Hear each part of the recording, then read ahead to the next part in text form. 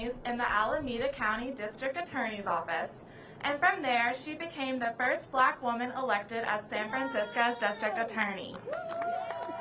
In 2010, she made history again by becoming the first Black woman to be elected Attorney General of California, overseeing the country's second largest Justice Department, where she continued to fight for families, the LGBTQ community, student borrowers, and our environment. Since joining the Senate in 2016, Senator Harris has continued her fight for all Americans. As a member of 3 powerful committees, Intelligence, Judiciary, and Homeland Security and Governmental Affairs. Senator Harris graduated from Howard University, where she was in the Alpha Kappa Alpha sorority and earned her law degree from UC Hastings College of Law. She continues to fight for all of us, break glass ceilings, and make history as the first Black woman to be on a presidential ticket. Ladies and gentlemen, please give a warm welcome to Senator Kamala Harris.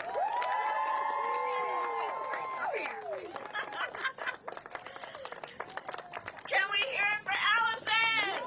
Woo!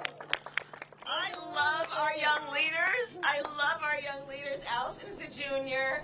We were talking about, she's studying interdisciplinary studies, and we were talking about, it's a challenging time for everyone, and for our students. Our daughter is a senior in college, and so it's just, it really, pardon my expression, sucks. But Allison, you're amazing, and I'm so happy to share the stage with you. Thank you. Again, let's hear it for our young... Yay. Hi, Asheville! How is everybody? Hi. It's so good to be with you guys. Mayor, I want to thank you just for all that. We were supposed to be here last week, and it was so important that we came, and so we recreated the schedule to be with you. But I want to thank the mayor in front of everybody for the work that you've been doing, both as a leader here in Asheville, but in North Carolina, and also in the support that you've given for Joe Biden and myself. So thank you. If we can hear it from Mayor Manheimer. And the Chancellor, who is here and who gave me such a wonderful and warm welcome. Thank you for all that you do in just nurturing and growing the minds of our incredible future and current leaders. Thank you. Just hear it from the Chancellor. Thank you. And to the members of the North Carolina General Assembly, I want to thank you all for your leadership and what you're doing. We have the Chief of the Eastern Band of Cherokee Indians, Richard Sneed. I want to thank him. I'm going to thank the Buncombe County Commissioners and City Council, the Buncombe County Sheriff Quentin Miller, and all of you. Thank you. So much to talk about, and I'm just going to move this there so I can see you guys. 13 days to go. 13 days to go. And we cannot spare a minute, sister and brothers. We cannot spare a minute in terms of everything that I know everyone here and around our country is prepared to do, as Joe Biden says, to fight for the soul of our nation. And that's really what's going on, right? It's about fighting for the soul of our nation. It's about knowing we deserve more and we are better than this. And there's so much that happened even before COVID struck. But in many ways, I've thought of this pandemic as being an accelerator, in that it has highlighted what was wrong before and it has made it worse, right? And so let's think about it in the context of what has been going on in terms of public health, especially during this virus. And we can't overlook the fact that on January 28th, Donald Trump and Mike Pence were informed about the nature of COVID-19, this virus. They were informed, 5 times more likely to kill people than the flu. Informed it could harm children. Informed it is airborne. Can you imagine what the families of Asheville, what the families of North Carolina could have done with that information on that date? To prepare, be it to stock up on toilet paper, or or to plan, because we know that the vast majority of Americans don't have more than $1,000 in savings? And what folks might have done to prepare, knowing that it's predictable that they may not be able to go to work for a while? And sadly, we still have so many workers in America who don't have paid sick leave and paid family leave. But he didn't tell us. They sat on that information, they covered it up. And instead, the President of the United States, the Commander-in-Chief, whose first responsibility should be to keep the American people safe, sat on this information and suggested to the American people, you're on one side of his ledger if you don't wear a mask, and on the other side of his ledger if you do. And now we're looking at a situation where over 220,000 Americans have lost their lives in just the last several months, many of whom have families, and they could not even see them and hold their hands and touch them in their last days on this earth. We now have a situation where over 8 million people have contracted this virus, having untold long-term health consequences, including what doctors are telling us, lung scarring, things of that nature. And in the midst of all of this, the public health crisis, you've got Donald Trump and his boy Bill Barr in the United States Supreme Court. This is stranger than fiction. Have you ever heard that expression, fact is stranger than fiction? We're living it. We're living it, sister. And so what are we seeing? Right now, in the midst of a public health pandemic, Donald Trump and Bill Barr are in the United States Supreme Court trying to get rid of the Affordable Care Act that President Obama and Vice President Biden made happen, that brought health care to over 20 million Americans. And if they are successful, it is estimated at least 23 million Americans will lose their coverage. You know, there's this weird thing, I think, actually, about a couple, but this thing about Donald Trump, this weird thing, he's got this weird obsession with wanting to get rid of whatever President Obama and Vice President Biden created. It's just this weird obsession, right? So the other thing is that if he's successful in getting rid of the Affordable Care Act, remember, it put in place protections for people with pre-existing conditions. If you know anybody who has diabetes, asthma, high blood pressure, breast cancer, and now we're talking about 8 million people who have a pre-existing condition called COVID, and they're trying to get rid of it. That alone is reason to know that he is incapable of being a president who will protect the well-being and health of the American people, and that's why he's got to go. We're looking at a situation, again, this pandemic has been an accelerator. We're looking at a situation where over 30 million Americans had to apply for unemployment insurance, many of whom, again, did not have paid sick leave, did not have paid family leave. And they're trying to push through a Supreme Court nominee in what I call an illegitimate process, because, by the way, we're not talking about election season. We're not talking about election year. We're talking about an election that is taking place right now where over 20 million Americans have voted, and the election will be over in 13 days, and the majority of the American people are saying, let the American people decide who will be their president. And then that is the person who should decide who will fill a lifetime appointment to the highest court in our land.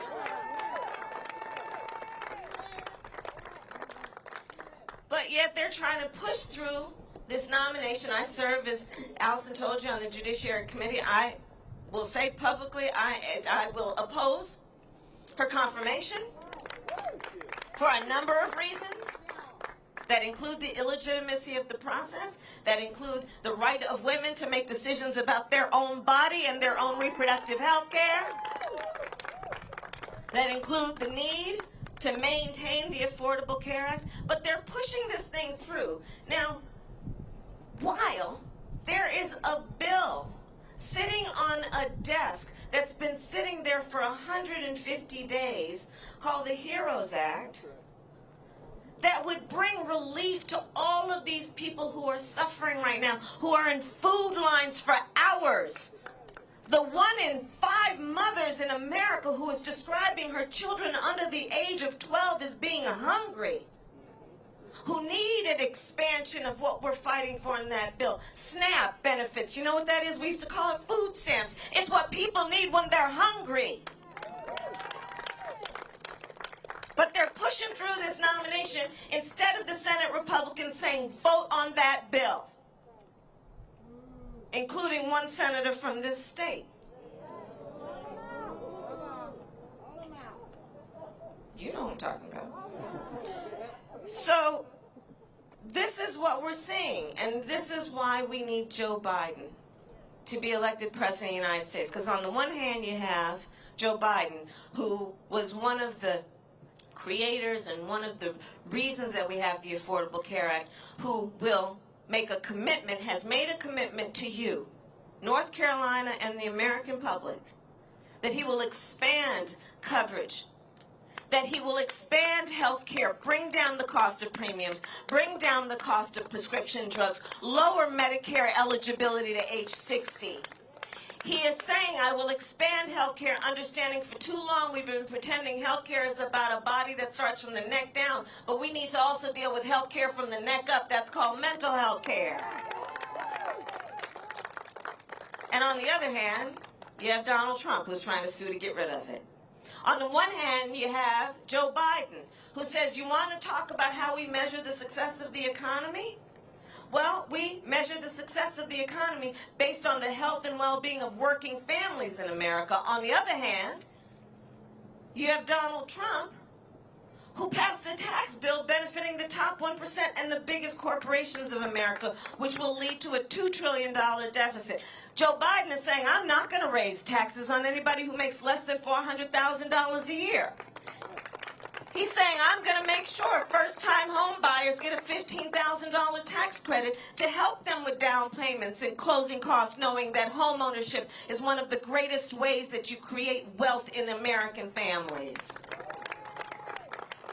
On the one hand, you have a Joe Biden who says, we've got to deal with supporting the public schools of America, and we will triple Title I funding for those schools that are in the highest needs communities with the lowest tax base, because the children of those communities have a God-given capacity to be nurtured and to thrive, but we need to give them the resources. On the other hand, you have a Donald Trump who put Betsy DeVos in office. On the one hand, you have a Donald Trump who has been rejecting science from day one, rejecting science on the issue of this climate crisis, which is threatening our very existence, rejecting science on the issue of this virus, and on the other hand, you have a Joe Biden who embraces science, who will be a leader, who says that the public health experts must guide the policy decisions we make on all of these issues that literally threaten the health and well-being of the American people. So there are very clear choices here.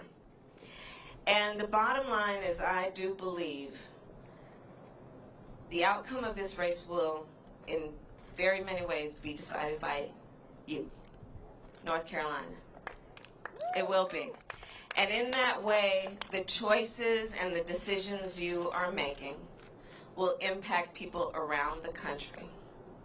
In that way, what you are doing to vote, and vote early, is going to impact people that you may never meet and people who may never know your name, but whose life will forever be changed because of what you are doing. And so I'm here in North Carolina, 13 days, back in North Carolina, but 13 days before this election to thank you for what you all have already done and what you're committed to do. And this issue before us of who will be the next president of the United States has everything to do with fixing the problems, but it also has to do with restoring in our country what we know to be our highest ideals around unity, around bringing folks together, around rejecting these notions of fear and hate and division, of doing what we know we have had the capacity and have the capacity to do, to regain our standing in a way we can feel good about the future of our children and our nation. All of this is at stake right now. And Joe and I are actually particularly proud. I was doing some interviews earlier. We're proud of the fact that ours is a campaign that has probably built one of the broadest coalitions of any campaign in recent history. We've got the support, yes, of Democrats and Republicans and independents, people of all walks of life, all races, right? Because we know that to strengthen our country, to take back the soul of our country, it's about all of us, and all of us being a part of where we go and where we need to go and where we can go. So I want to thank you, Asheville, for all that you were doing. 13 days to go. We don't want to look back in 14 days and have any regrets, you know? And I guess my last point is this. This moment will pass. And years from now, our children, our grandchildren, others, they're going to look at us. They're going to look in our eyes, every one of us, and they will ask us, where were you at that moment? And here's the thing. What we will be able to tell them is more than just how we felt. We will tell them what we did. We will tell them we were hanging out in this parking lot in Asheville with the mayor and all these incredible friends and neighbors, and we will tell them how we organized, how we made sure that people know what's at stake, how we reminded people that none of us is alone, we're all in this together, and we will tell them about what we did to fight for the soul of our nation. Thank you all. Thank you.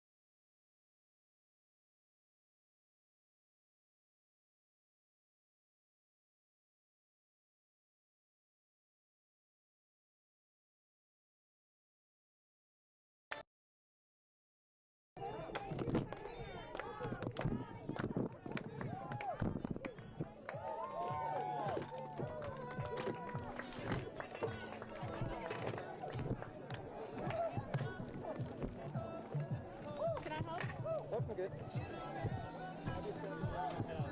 Ready? Yeah. All good? Okay, guys. We gotta head up the hill.